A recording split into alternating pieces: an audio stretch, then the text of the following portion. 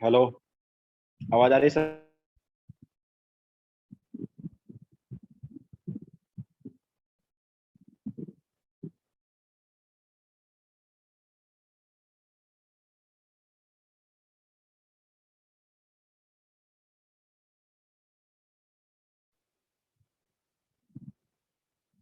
Hello, आवाज आ रही है?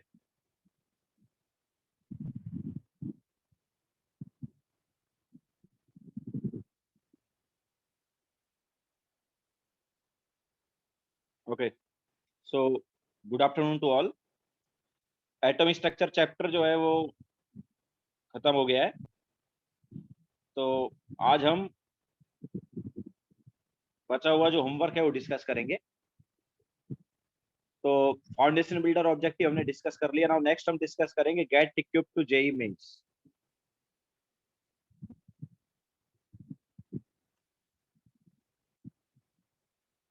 तो get equip to JEE mains वाला पार्ट डिस्कस करेंगे। थोड़ा वेट कर लेते हैं देन स्टार्ट करते हैं डिस्कशन।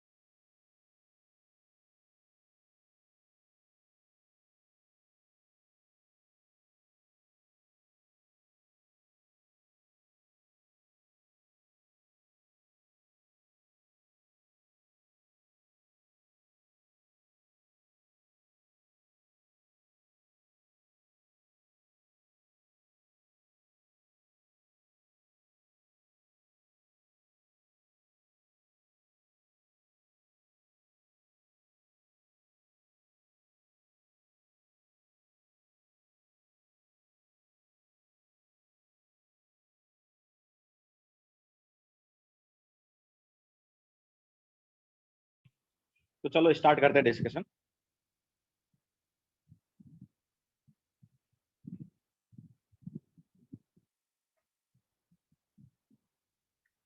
तो देखो, क्वेश्चन नंबर 1 जो है उसमें क्या था, ionization energy of helium positive is 19.6 into 10⁻⁻⁻ -18 joule per atom. तो आयनाइजेशन एनर्जी क्या होती थी? ये होती थी 13.6 इंटू जेड स्क्वायर, है ना? ये हम बोल सकते हैं आयनाइजेशन एनर्जी। ये इलेक्ट्रॉन वोल्ट में थी, ऑब्वियसली जूल में कुछ अलग होगी। तो हम यहाँ पर क्या कर सकते हैं, हमें मतलब एक का आयनेशन एनर्जी दी है और दूसरे का फर्स्ट ऑर्बिट का एनर्जी निकालना है। ओके, सो हम आयनाइजेशन एनर्जी का रेशियो ले सकते हैं। तो ionization energy of Li2 positive divide by ionization energy of helium positive is equal to, अब देखो जो कांस्टेंट वाला पार्ट है वो कैंसिल आउट हो जाता है, तो जेड ऑफ लिथियम 2 पॉजिटिव का square divide bye Z of helium positive का स्क्वायर। तो क्या है, लिथियम 2 पॉजिटिव का जेड कितना होता है 3 जी एम, यार get equip to JEE mains, this is get equip to JEE mains. तो लिथियम 2 पॉजिटिव का जेड कितना है 3, तो 3 का square divide by helium positive का क्या है 2, तो 2 का स्क्वायर। तो इस टाइप से हम लिथियम 2 पॉजिटिव का एनर्जी निकाल सकते हैं, आयनेशन एनर्जी। तो देखो क्या होगा, तो ionization energy of lithium 2 positive is equal to क्या आएगा, ये हो गया अपने पास 9/4, so it is 9/4 times of ionization energy of helium positive. ठीक है, तो क्या हो जाएगा, इट इज 9/4 इंटू 19.6 इंटू 10⁻⁻16, ये हमारे पास हो गया ionization energy of lithium 2 positive. ठीक है, तो क्या आएगा ये आ जाएगा, कितना आएगा माइनस, ओके -18 है पावर में, तो ये कितना आ जाएगा, ये अपने पास देखो कितना टाइम्स कैंसिल आउट हो गया, 4 टाइम्स एंड देन 9 टाइम्स, है ना।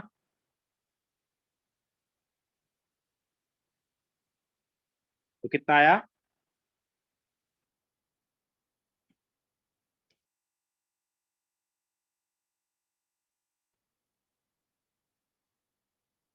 ये आ गया 45.1 इंटू 10⁻⁻18 जूल। ओके, यही आएगा ना, 44.1, एक मिनट, 44.1 44.1 इंटू 10⁻⁻18 जूल, या फिर इसको हम क्या लिख सकते हैं, we can write it as 4.41 into 10⁻⁻17 joule. Okay, तो ये आयनाइजेशन एनर्जी आया ना, व्हाट इज एनर्जी, एनर्जी याद है क्या होता है, एनर्जी जो है ये होता है minus of ionization energy by n square. Okay, ionization energy by n square का माइनस, तो यहाँ पर एन की वैल्यू तो 1 है, तो 4.41, अच्छा फर्स्ट स्टेशनरी स्टेट पूछा है, दैट्स वाई फर्स्ट ऑर्बिट की बात कर रहे हैं, है ना। तो एन की वैल्यू 1 लेंगे, तो 4.41 इंटू 10⁻⁻17 डिवाइड बाय 1 का स्क्वायर, तो क्या आएगा -4.41 इंटू 10⁻⁻17 जूल। तो आंसर ये होगा, ऑप्शन में हमें नेगेटिव नहीं दिया लेकिन याद रखना नेगेटिव आएगा। ओके, ऑप्शन में हमें नेगेटिव नहीं दिया है लेकिन नेगेटिव आएगा। तो हम get equip to JEE main discuss कर रहे हैं, जो कि फाउंडेशन बिल्डर ऑब्जेक्टिव खत्म होने के बाद है। फाउंडेशन बिल्डर ऑब्जेक्टिव हम ऑलरेडी डिस्कस कर चुके हैं। तो पेज नंबर 50 पर देखो, get equip to JEE mains जो है वो पेज नंबर 50 पर है।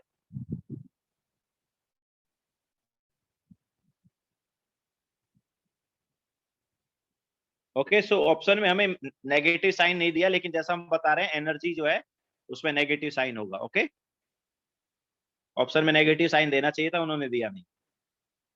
Now next question, which set of quantum number n, l, m and s represents the outermost electron in a gaseous aluminum atom? Now aluminum का क्या है configuration यार, it is 1s2 2s2 2p6 3s2 3p1, ये है aluminium का। तो outmost वाले electron का हमें कॉन्फ़िगरेशन बताना है, सॉरी क्वांटम नंबर बताना है। तो ये जो है इसका क्वांटम नंबर क्या है, देखो n यहाँ पर क्या है 3, n की वैल्यू 3 है। l जो है p के लिए क्या होता है, p के लिए l होता है 1। इसके अलावा m की वैल्यू कुछ भी हो सकती है, -1 टू +1 कुछ भी हो सकती है, और s की वैल्यू या तो -½ होगी या फिर +½ होगी। तो कौन सा सेटिस्फाई कर रहा है यार इसको, डी ऑप्शन सेटिस्फाई कर रहा है ना इसे।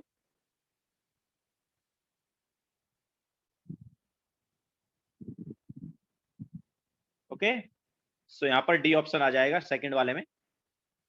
Now in third, the ratio of energy of photon, जिसका लैम्डा 2000 एंगस्ट्रॉम है एंड दूसरे का लैम्डा 4000 एंगस्ट्रॉम है। तो एनर्जी क्या होता है यार, it is h c by lambda ना, ठीक है। तो एनर्जी का रेशियो E1 बाई E2 क्या हो जाएगा, एच सी से h c cancel out, means lambda 2 by lambda 1 आएगा ना। तो लैम्डा 2 कितना है 4000, लैम्डा 1 कितना है 2000, तो क्या आया 2 आ गया। ओके, सो एनर्जी का जो रेशियो है वो क्या हो जाएगा 2:1 या 2।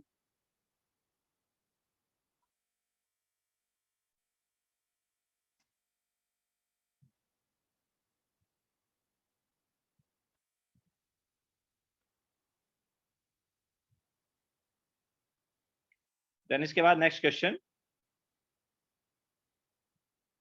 Consider the ground state of copper atom, the number of the number of electrons with azimuthal quantum number L is equal to 1 and L is equal to 2r।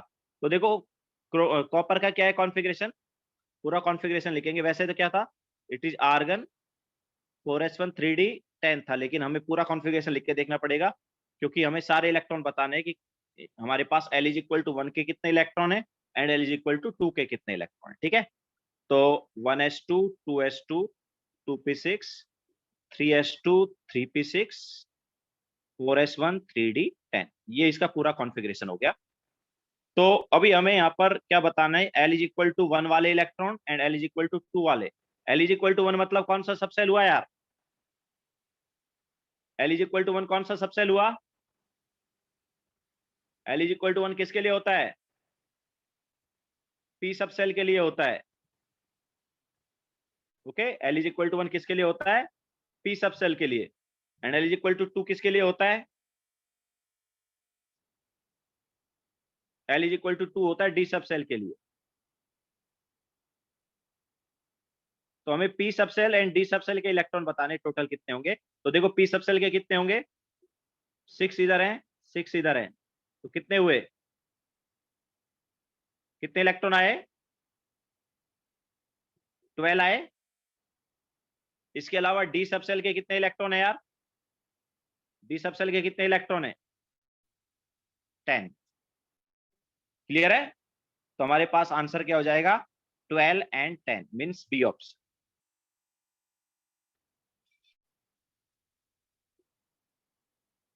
okay, then question number 5, in which of the following sets of orbital electrons have equal orbital angular momentum। तो orbital angular momentum का formula क्या है,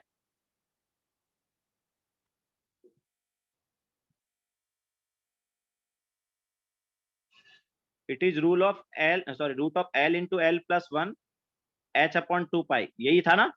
तो अगर L की value same है तो obviously angular momentum same होगा ना, ठीक है। तो same L same orbital angular momentum,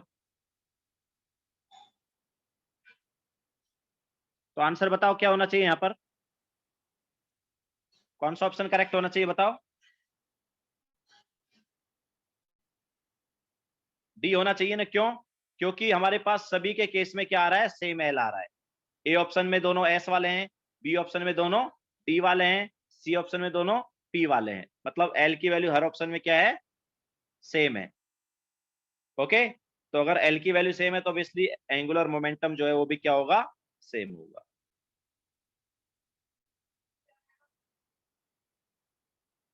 now next question,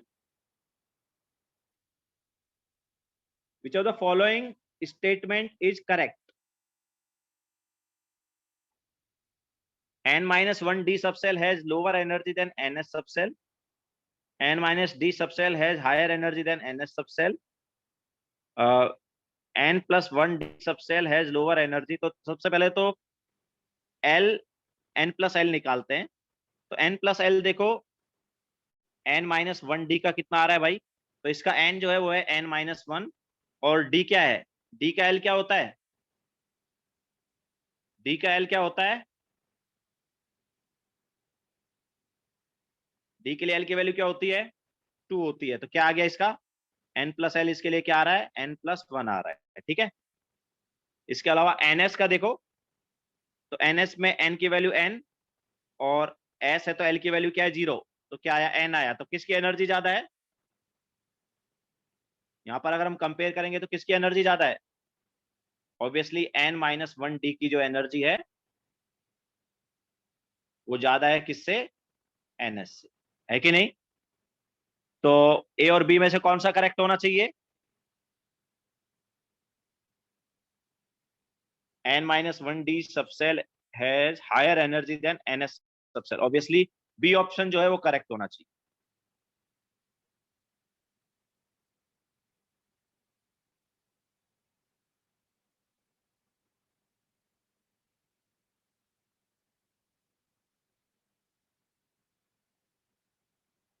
ठीक है, तो यहाँ पर बी ऑप्शन करेक्ट है।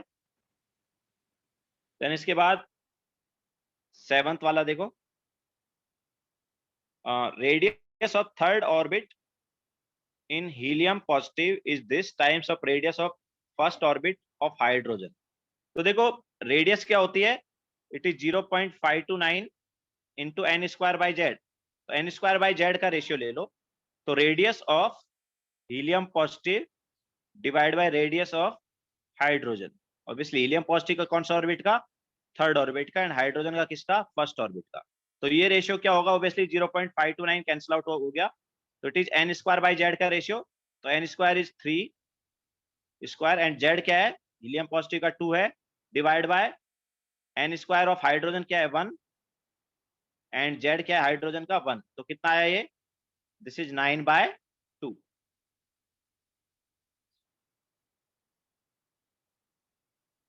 Okay, that is 4.5। तो रेशियो निकालना है अगर एनर्जी का या रेडियस का किसी का भी, तो जो कांस्टेंट वाला पार्ट है वो क्या हो जाता है, कैंसिल आउट हो जाता है ना, तो जो बचा हुआ पार्ट है एन और जेड वाला उसी का रेशियो लेना होता है। तो यहाँ पर 0.529 वाला पार्ट कैंसिल आउट हो गया रेशियो लेते टाइम, तो एन स्क्वायर बाई जेड का रेशियो लेना था basically. Now question number 8, the frequency in hertz of A radiation of wavelength 500 nanometre, तो लैम्बडा जो है वो है 500 नैनोमीटर, हमें फ्रीक्वेंसी निकालना है, मींस न्यू निकालना है, तो न्यू क्या होता है, सी बाई लैम्बडा।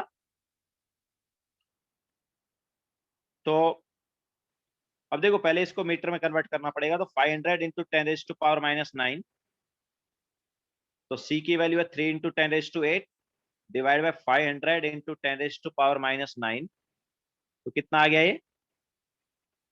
ये हमारे पास हो गया 3 इंटू, अच्छा ये 10⁻⁷ हो जाएगा, तो ऊपर लेके जाएंगे 10⁻15 divide by 5, so that is 0.6 into 10⁻15 या फिर 6 इंटू 10⁻14 हर्ट्ज।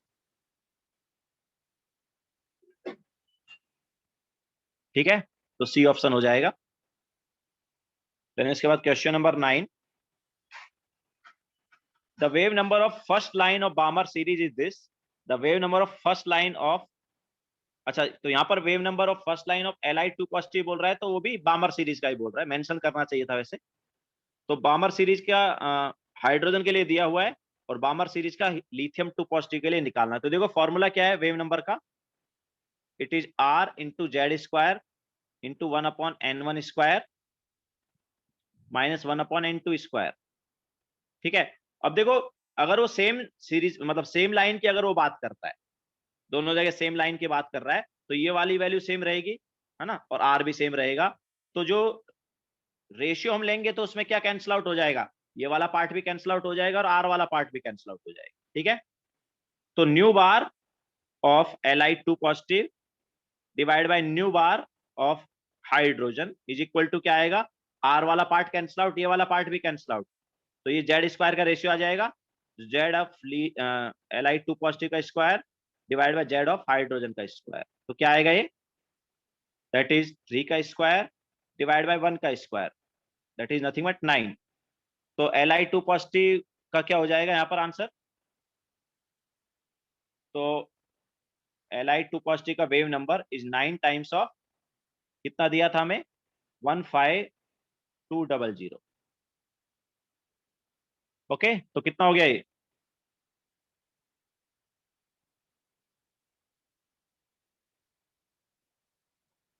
ये आ गया। ठीक है, ऑब्वियसली यूनिट जो है सेंटीमीटर माइनस।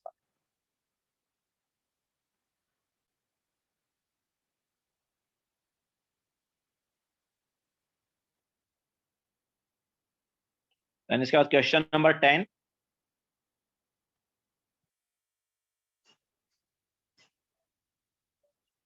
तो क्वेश्चन नंबर 10 में हमें बोला है,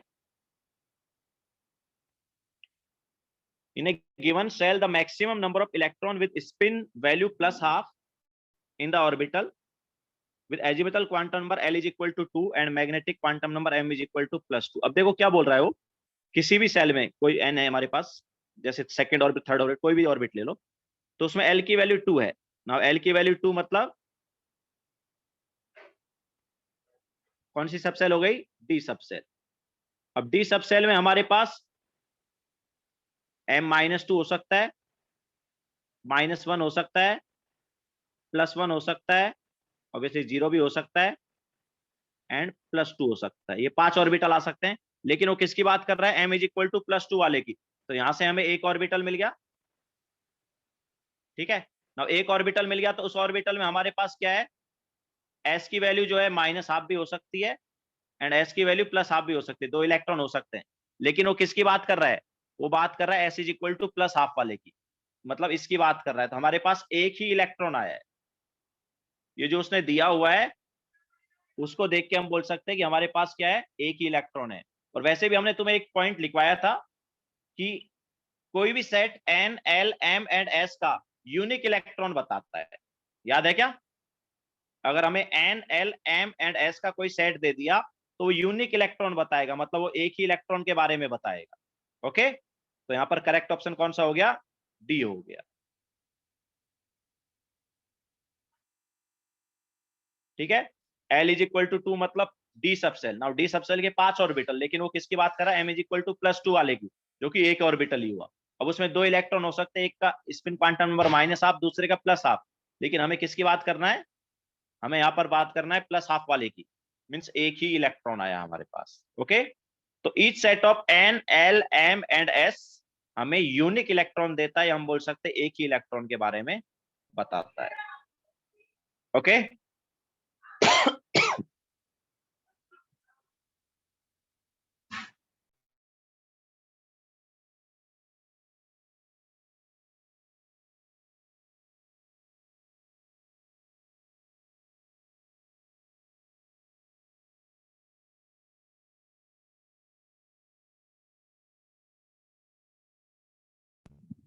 now next question.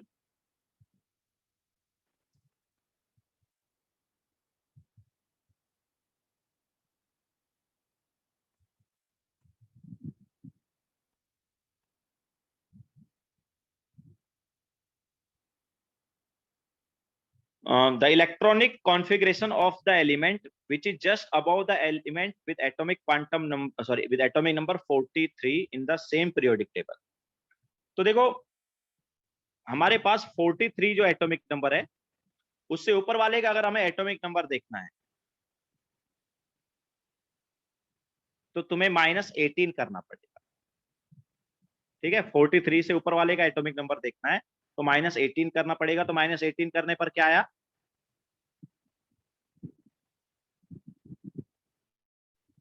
25 आया ना। तो 25 हो जाएगा एटॉमिक नंबर जिसका हमें इलेक्ट्रॉनिक कॉन्फ़िगरेशन ढूंढना है। तो क्या होगा? अच्छा, -18 क्यों किया? क्योंकि हमारे पास 18 एलिमेंट आएंगे दोनों के बीच में। दोनों के बीच में कितने एलिमेंट है? 18 एलिमेंट है, या 18 एलिमेंट होते हैं उस। अच्छा, पीरियोडिक टेबल में पता है कि तुम्हें थोड़ा बहुत आइडिया है पीरियोडिक टेबल में किस पीरियड में कितने एलिमेंट होते हैं? फर्स्ट पीरियड में 2 एलिमेंट होते हैं, सेकंड और थर्ड पीरियड में 8 एलिमेंट होते हैं। उसके बाद फोर्थ एंड फिफ्थ पीरियड में कितने एलिमेंट होते हैं? 18 होते हैं। ओके, तो वहां पर अगर हमें ऊपर नीचे वाले एलिमेंट के बीच में डिफरेंस देखना है कितना एटॉमिक नंबर का होगा, तो याद रखना वो 18 का डिफरेंस होगा atomic number. Okay, fourth and fifth period में अगर हमें देखना है एटॉमिक नंबर का डिफरेंस ऊपर नीचे वाले एलिमेंट में, तो कितने का होगा? 18 का होगा। ओके, हाँ, तो एटॉमिक नंबर 25 का क्या electronic configuration? 1s2 2s2 2p6 3s2 3p6, then 3p के बाद इलेक्ट्रॉन किस में जाता है? 4s में, ना कि 3d में। तो 4s2 एंड 3d5 ये हो जाएगा। ठीक है, मींस ए ऑप्शन है ना। या question number 12, which of the following transition between energy level in the hydrogen atom produce the fourth line in the second series? Second series मतलब सेकेंड सीरीज कौन सी है यार? बामर सीरीज है ना। तो बामर सीरीज के लिए लोअर ऑर्बिट क्या होता है? बामर सीरीज के लिए लोअर ऑर्बिट क्या होता है? 2। ठीक है, और फर्स्ट लाइन जो है वो कौन सी है? फर्स्ट लाइन है 3 से 2। फर्स्ट लाइन क्या है? 3 से 2 वाली है। सेकेंड लाइन उसमें क्या है? 4 से 2 वाली है बामर सीरीज में। थर्ड लाइन क्या है? थर्ड लाइन है 5 से 2। हमें बात करनी है फोर्थ लाइन की, तो फोर्थ कौन सी होगी? फोर्थ होगी 6 से 2। ओके, तो कौन सा आएगा करेक्ट ऑप्शन? सी हो जाएगा।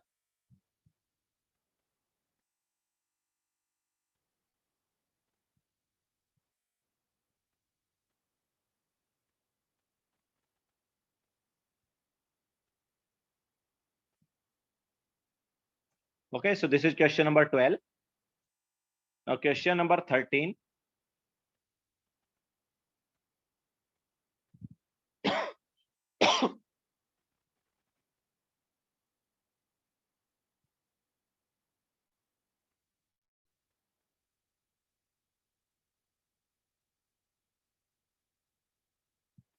If the electron of hydrogen atom is excited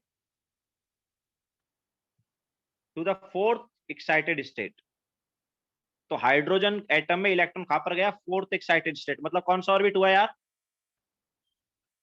fourth excited state orbit number कौन सा है बताओ? फिफ्थ ऑर्बिट है। ठीक है, n इज इक्वल टू क्या हो गया? 5।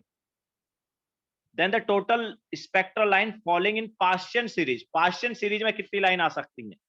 तो देखो, लाइमन सीरीज जो है उसके लिए n इज इक्वल टू 1 है। n इज इक्वल टू 2 होता है बामर सीरीज के लिए। n इज इक्वल टू 3 होता है पास्शियन सीरीज के लिए। ठीक है, तो हमारे पास इलेक्ट्रॉन कहां से आ रहा है? फिफ्थ ऑर्बिट से आ रहा है। तो पास्शियन सीरीज में कितने आएंगे? देखो, एक तो डायरेक्ट हो सकता है कि इलेक्ट्रॉन कहां से आ जाए? 5 से आ जाए। ठीक है, तो पास्शियन सीरीज में कहां पे आएगा? मतलब ऑब्वियसली लोअर ऑर्बिट क्या होना चाहिए? 3। Lower orbit 3। इसके अलावा हायर ऑर्बिट ऑब्वियसली ये हो सकता है। ठीक है, तो कितने लाइन आए पास्शियन सीरीज में? कितने लाइन आएंगे अगर इलेक्ट्रॉन फिफ्थ ऑर्बिट में चला गया तो अगर इलेक्ट्रॉन फिफ्थ ऑर्बिट में चला गया, तो अगर वो डायरेक्ट आया तो ये, और अगर स्टेप वाइज आया तो पास्शियन सीरीज में ये आएगा। ऑब्वियसली स्टेप वाइज आया तो एक लाइन ये भी आएगा। ठीक है, लेकिन ये लाइन जो है ये ऑब्वियसली कौन सा है? Lyman बामर पास्शियन bracket. ठीक है, तो ये वाला लाइन ब्रैकेट है, हमें ब्रैकेट नहीं चाहिए, हमें जस्ट पास्शियन वाला चाहिए। ठीक है, तो पास्शियन वाला जो है वो कौन सा होगा? एक तो ये वाला लाइन होगा और एक ये वाला लाइन। ओके, सो 2 लाइन आएंगे। मींस करेक्ट ऑप्शन कौन सा हुआ यहाँ पर? ए हुआ।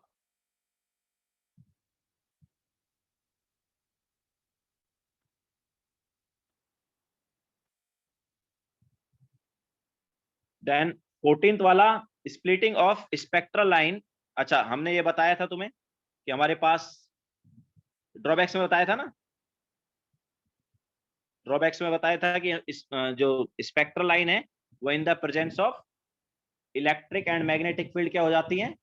स्प्लिट हो जाती है। याद है कि नहीं है?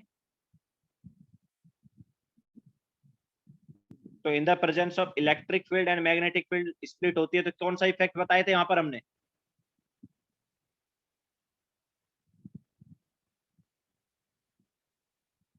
कौन से इफेक्ट बताए थे? Stark effect and Zeeman effect.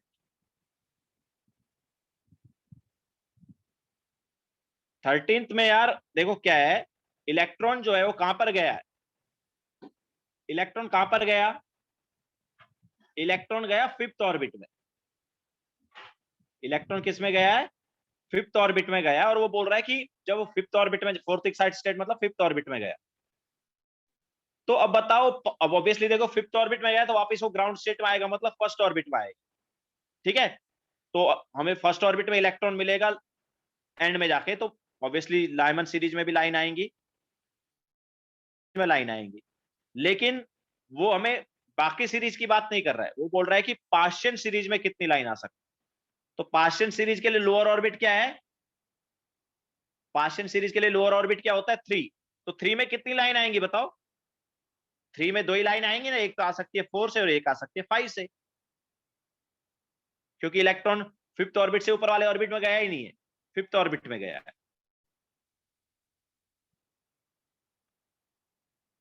समझ आया मृदुल?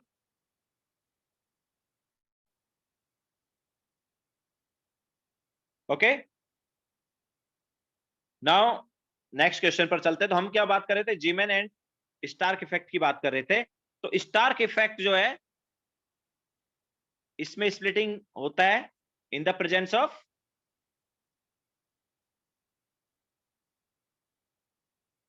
इलेक्ट्रिक फील्ड, और जीमैन में क्या था, जीमैन इफेक्ट में इन the presence of magnetic field.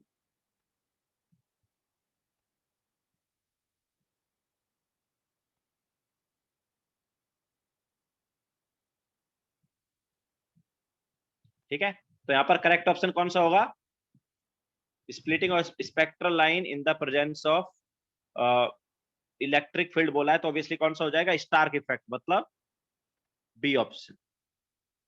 Okay,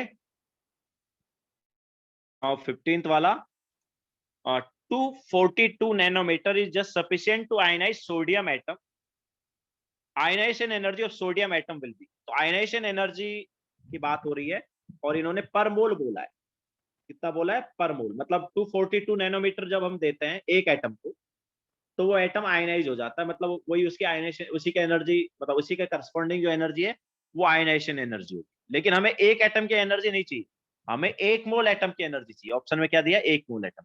okay, तो चलो निकालते हैं। तो कितना एनर्जी लग रहा है भाई, तो एनर्जी लगेगा, याद है formula, 2 × 10⁻⁹ sorry 25 divide by lambda in metre, यही था ना। तो क्या आएगा, 2 × 10⁻⁻25 डिवाइड बाय 242 × 10⁻⁹ तो ये एनर्जी आ जाएगा जूल में। अब इसको जब हम किलो, अच्छा जूल पर एटम, एक एटम का एनर्जी है ये, कितने एटम का एनर्जी है, एक एटम का, एक एटम को हमें इतनी एनर्जी देनी पड़ेगी।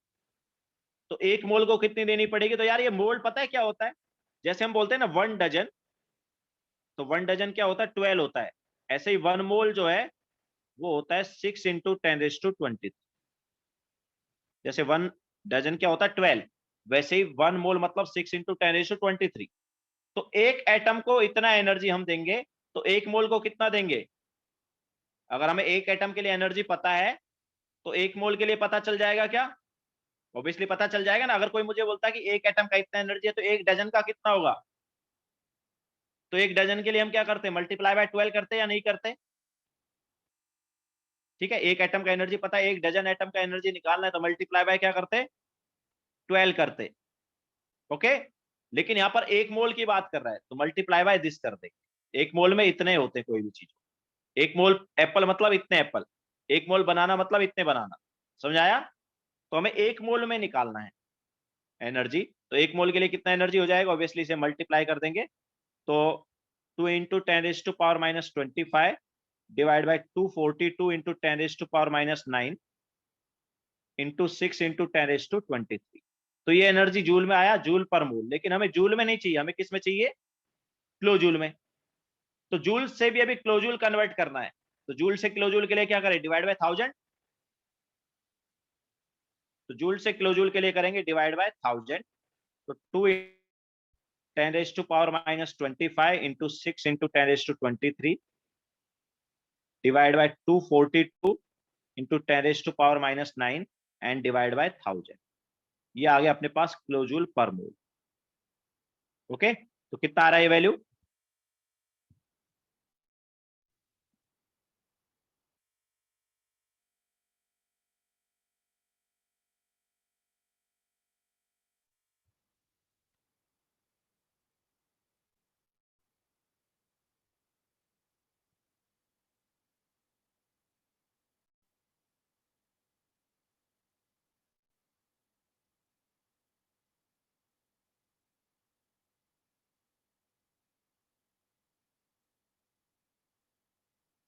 $494 आ रहा है शायद. Okay,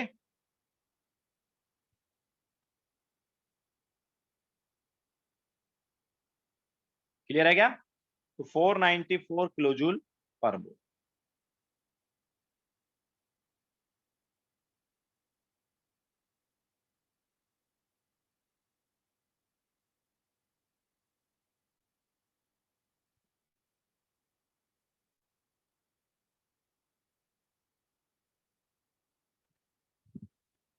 Now next question.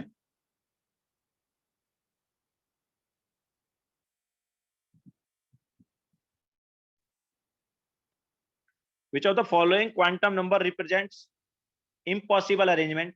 तो देखो फर्स्ट वाला, यस फर्स्ट वाला बराबर है, n इज इक्वल टू 2 है, l इज इक्वल टू 1 है. जब n 2 है तो ऑब्वियसली l 1 हो सकता है, और अगर l 1 है तो m की वैल्यू -1 से +1 तक कुछ भी हो सकती है, तो बराबर है. सेकंड वाला भी बराबर है, n 4 है, l 3 हो सकता है बिल्कुल, और l 3 है तो -3 और +3 के बीच में m हो सकता है, बराबर है.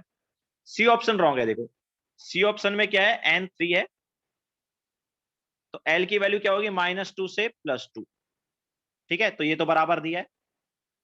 अब जब l की वैल्यू 2 आ गई है तो m क्या होगा यार, सॉरी -2 से +2 नहीं, सॉरी ये रॉन्ग लिख दिया. l की वैल्यू क्या होगी, 0 से 2 होगी. ठीक है, 0 1 एंड 2. तो n 3 है तो l 0 1 एंड 2. नाउ l अगर 2 है तो m की वैल्यू क्या होगी, -2 से +2 के बीच में होगी ना.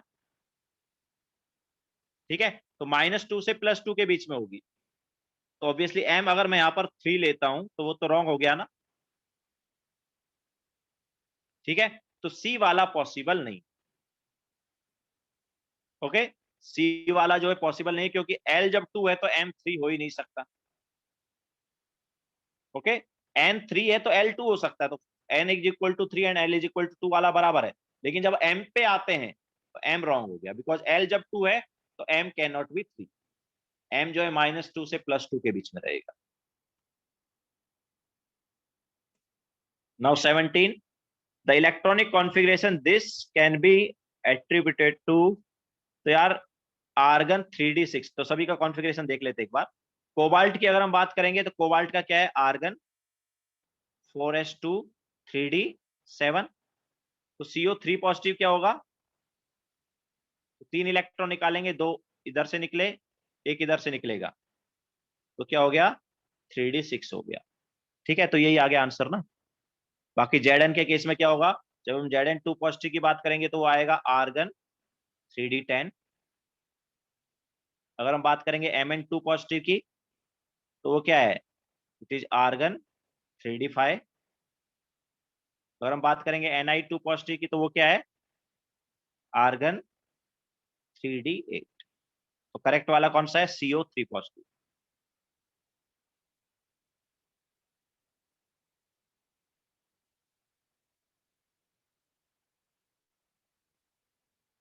देन 18, मुझे ऐसा लग रहा है काफी लोगों ने होमवर्क किया ही नहीं है. कितने लोगों ने होमवर्क किया है, मतलब ये get equipped to JEE main कितने लोगों ने किया है, एक बार हैंड रेज करें.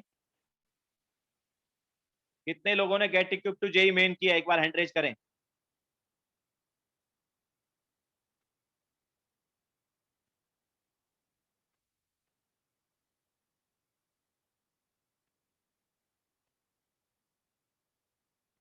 तो बाकी लोगों ने क्यों नहीं किया भाई, out of 32 only 14, out of 32 only 14 ने होमवर्क किया यार. इसी वीक टेस्ट है ना तुम लोगों का शायद,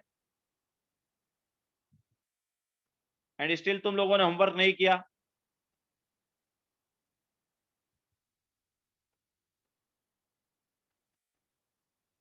अभी से ऐसे केयरलेस बनोगे तो फिर कैसे चलेगा।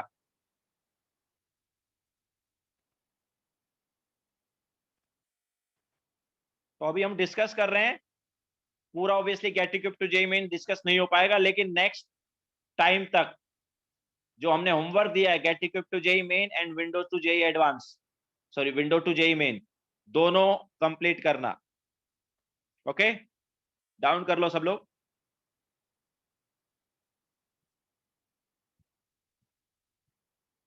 Now 18th, the diagram below illustrates a possible electronic configuration of which of the following species।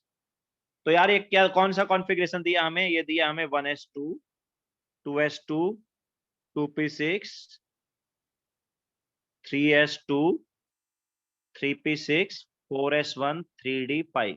ये किसका होता है यार, ये किसका कॉन्फ़िगरेशन है, ये सीआर का है ना, ठीक है। तो करेक्ट ऑप्शन क्या हो गया, CR.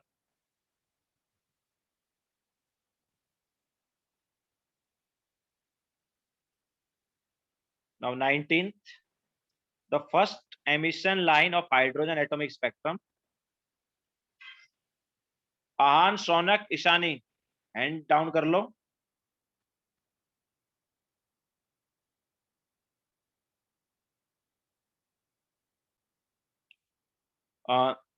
The first emission line of hydrogen atomic spectrum in Balmer series.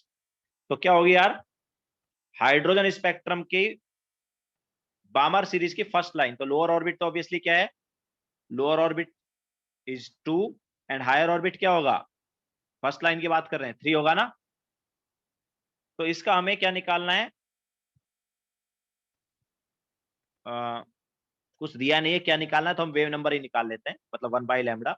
तो आर इंटू 1 अपॉन, अच्छा जेड की वैल्यू 1 है तो आर अपॉन, मतलब आर, चलो लिख देते हैं, आर इंटू जेड स्क्वायर होता है ना, तो R into Z square, Z की value 1 into 1/n1 square means 2 square minus 1/n2 square means 3 square. तो क्या हो गया ये, this is R into 1/4 minus 1/9, that is nothing but 5r/36। This is wave number या 1/λ।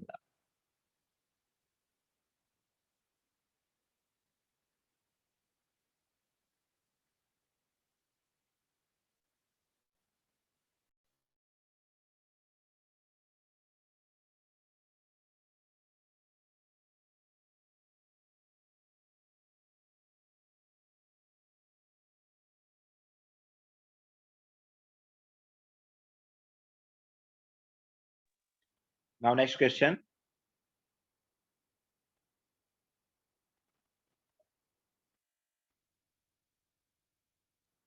question number 20।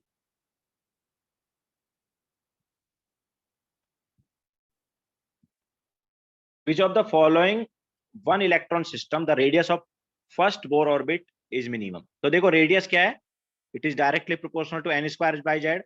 तो n तो fix है, फर्स्ट की बात हो रही है, तो जितना ज्यादा जेड होगा n उतना ही क्या हो जाएगा, कम हो जाएगा, इनवर्सली है ना।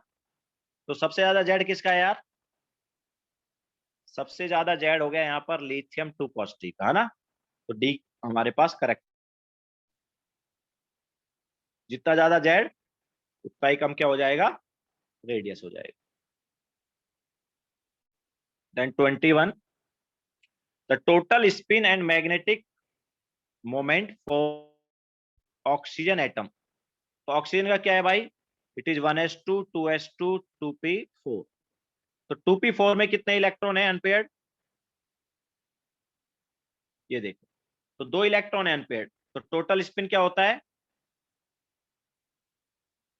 It is half into number of unpaired electron ना, दैट इज नथिंग बट 1। अच्छा प्लस माइनस 1 क्यों, क्योंकि स्पिन क्वांटम नंबर जो है प्लस हाफ भी हो सकता है माइनस हाफ, दैट्स वाई उन्होंने ये लिया है। तो total spin is half into number of unpaired electron, तो वो 1 हो गया।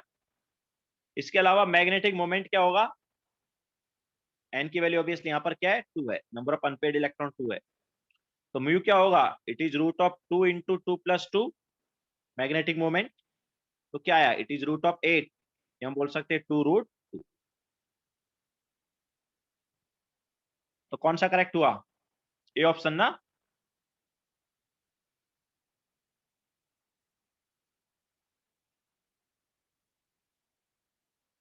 Okay, so this is question number 21।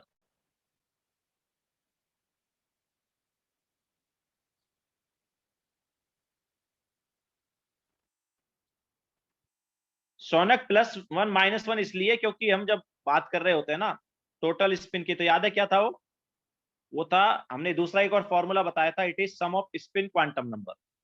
Okay, sum of spin quantum number, तो ये दोनों का जो स्पिन क्वांटम नंबर है वो +½ भी हो सकता है या -½ भी।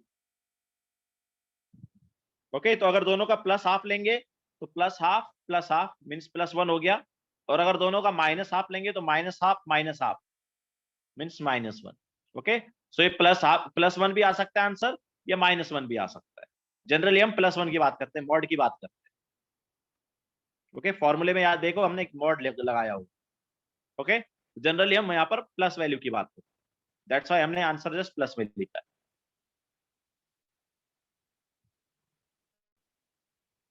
ओके, समझाया।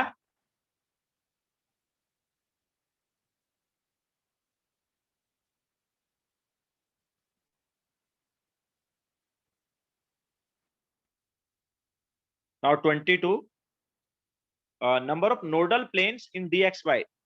देखो वैसे नंबर ऑफ नोडल प्लेन कितने होते हैं, नंबर ऑफ नोडल प्लेन किसके इक्वल होता है, एल के इक्वल ना, और यहाँ पर एल क्या है, यहाँ पर L2 है, दो नोडल प्लेन आने चाहिए। वैसे कौन कौन से हैं, हमने डायग्राम बना के भी तुम्हें बताया था, dxy में ये हम ले लेते हैं, और हमारे पास ये होता है dxy ऑर्बिटल, है ना। तो नोडल प्लेन कौन कौन से हुए, ये वाला और ये वाला, है ना। तो कौन कौन से नोडल प्लेन है वो, एक तो होता था XZ और दूसरा होता था YZ। ठीक है, सो दो आ गए, तो यहाँ पर करेक्ट ऑप्शन कौन सा होगा, बी होगा। Then 23, the ionization energy of hydrogen atom in ground state is X, the energy required for electron to jump from second to third orbit। देखो एनर्जी क्या था, एनर्जी था is minus of ionization energy by n², याद है। तो second, और अब उन्होंने क्या बोल दिया यार कि यहाँ पर आयनाइजेशन एनर्जी जो है वो क्या है, x है, x divide by n²। Now second orbit का एनर्जी क्या होगा, इट इज -x/2 का square means -x/4।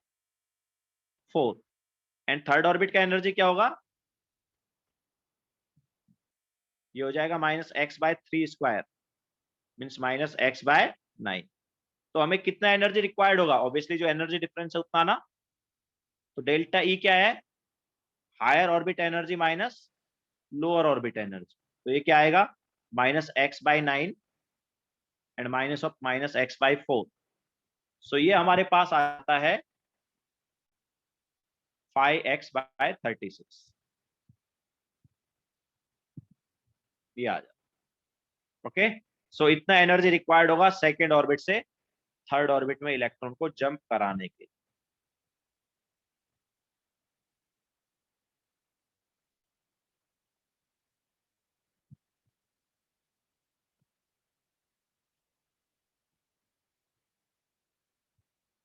Now next question, which one of the orbitals has zero probability of finding electron in xz plane। तो यार xz plane में किसका nodal plane होता है, px जो है उसका नोडल प्लेन क्या है,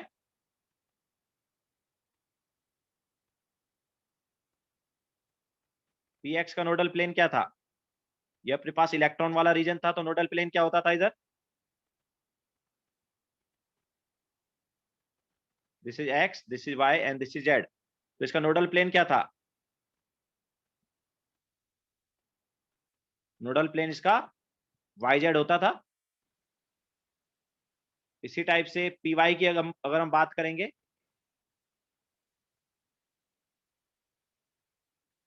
ठीक है, तो ये पी वाई है, तो इसका नोडल प्लेन क्या है?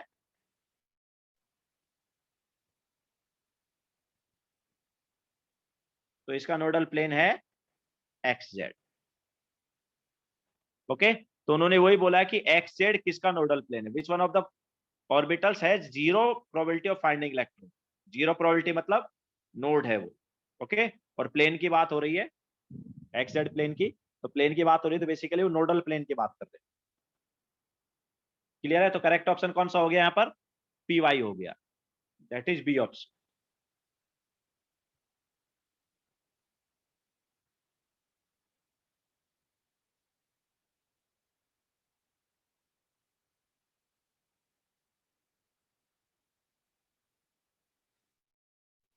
ओके, नाउ 25,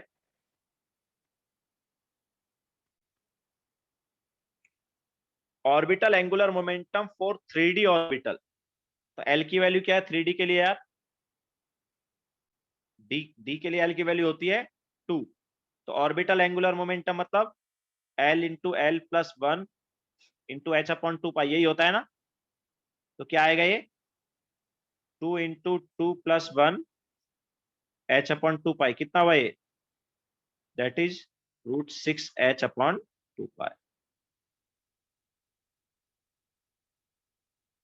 क्लियर है?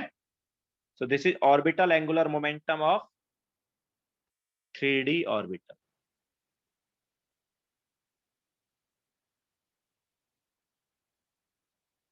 देन 26, 26 में क्या है? The number of spherical node. Spherical node मतलब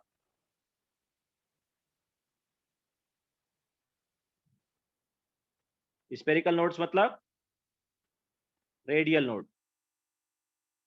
तो रेडियल नोड्स का फॉर्मूला क्या है यार? इट इज n - l - 1 ना। तो 2p के लिए n क्या है?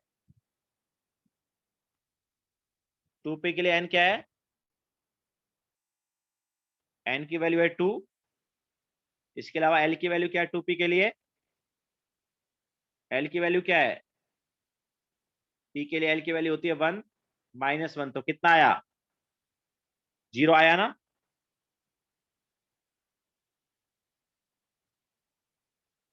Okay, so number of radial node या number of spherical node for 2p क्या होगा?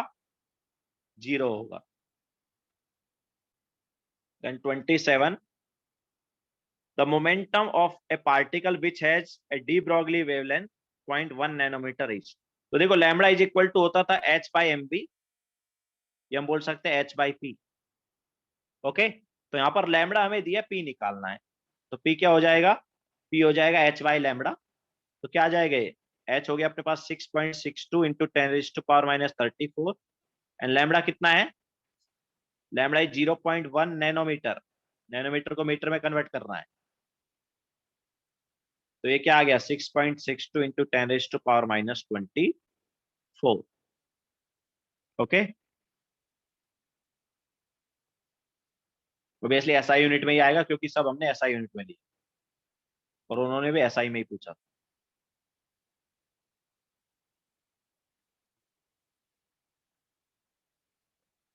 नाउ नेक्स्ट क्वेश्चन,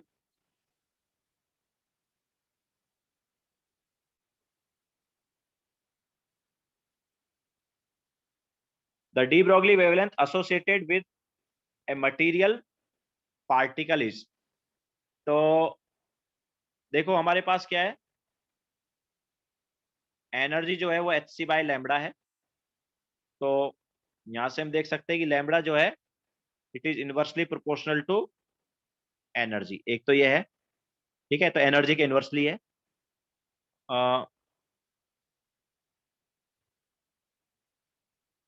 एक्चुअली देखो यहाँ पर करेक्ट ऑप्शन दोनों होने चाहिए, मतलब यहाँ पर सी ऑप्शन भी करेक्ट होना चाहिए क्योंकि डी ब्रॉगली वेवलेंथ और वेवलेंथ एक ही बात है, कुछ डिफरेंट नहीं है। ओके, यहाँ पर वो मेरे ख्याल से आंसर जस्ट वो दे रहा होगा, lambda is equal to h by p है, तो lambda is inversely proportional to p. तो करेक्ट ऑप्शन वो जस्ट कौन सा वाला दे रहा होगा, डी दे रहा होगा।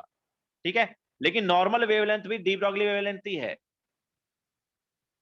तो क्यों? क्योंकि हम बोल सकते हैं हर एक सब्सटेंस के क्या है, दो नेचर हैं, पार्टिकल नेचर भी और वेव नेचर भी है। तो यहाँ पर दो आंसर होने चाहिए, इस ऑप्शन में दो आंसर होने चाहिए। उन्होंने आंसर जस्ट डी ब्रॉगली वाला फॉर्मूले के हिसाब से दिया है, बट हर वेवलेंथ जो है वो डी ब्रॉगली वेवलेंथ है। तो यहाँ पर करेक्ट ऑप्शन कौन कौन सा होना चाहिए, inversely proportional to its energy and inversely proportional to its momentum. ठीक है, तो सी एंड डी दोनों आंसर करेक्ट होने चाहिए। उन्होंने मेरे ख्याल से डी दिया होगा,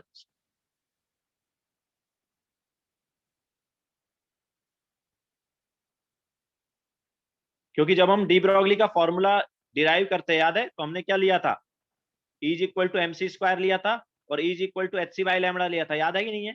दोनों को इक्वेट कर दिया था, एंड वहां से लैम्बडा इज इक्वल टू क्या आया था, H बाई MC आया था। बाद में हमने H बाई MV कर दिया, क्योंकि C था फोटोन के लिए। तो यार जब हमने स्टार्टिंग की वहीं से की, E is equal to HC by lambda से, तो फिर ये रॉन्ग कैसे हो गया ये वाला पार्ट? ये तो बराबर है ना। Okay,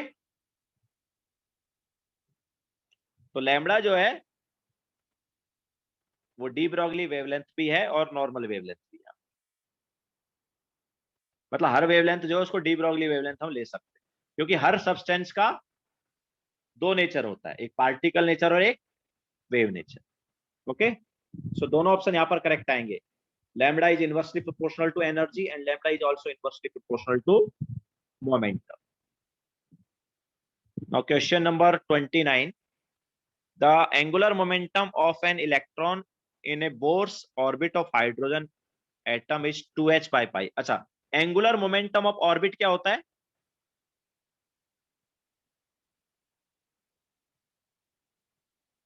angular momentum of orbit जो है वो होता था NH बाई 2 पाई।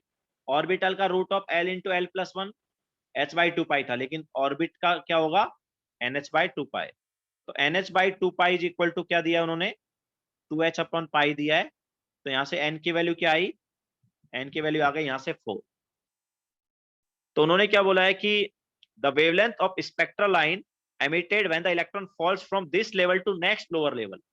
मतलब वो बात कर रहा है कि 4 से अगर इलेक्ट्रॉन 3 में आएगा तो लैम्बडा क्या होगा।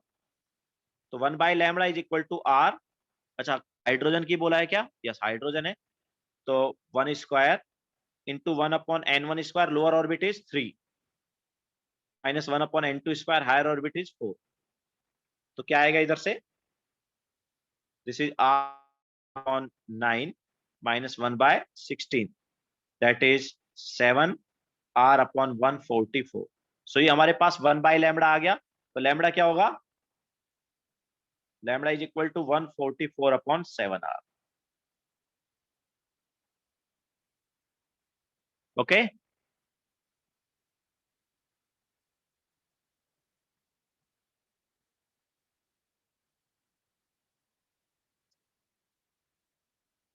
नाउ क्वेश्चन नंबर 30,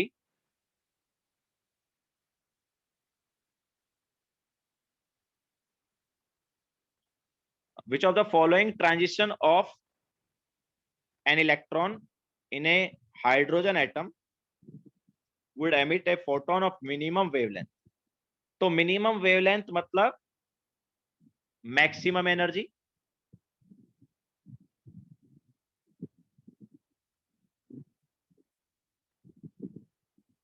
ठीक है, क्योंकि वेवलेंथ और एनर्जी एक दूसरे के क्या इनवर्सली। तो यार मैक्सिमम एनर्जी किसका है, मैक्सिमम एनर्जी डिफरेंस जो है वो होगा यहाँ पर 6 to 1 का। ओके, 6 to 1 का मैक्सिमम एनर्जी डिफरेंस।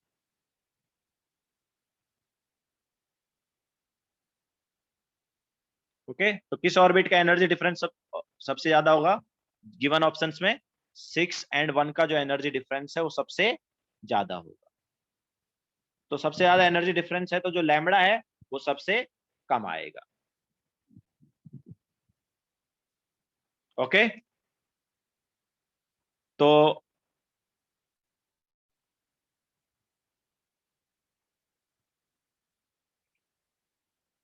आज का लेक्चर हम यहीं पे खत्म करेंगे। 1 to 30 हमने डिस्कस कर लिया है, बाकी हम नेक्स्ट लेक्चर में डिस्कस करेंगे। तो सभी अपना होमवर्क जो है वो फिनिश करें। काफी लोगों ने होमवर्क नहीं किया है, तो होमवर्क फिनिश करें। ओके,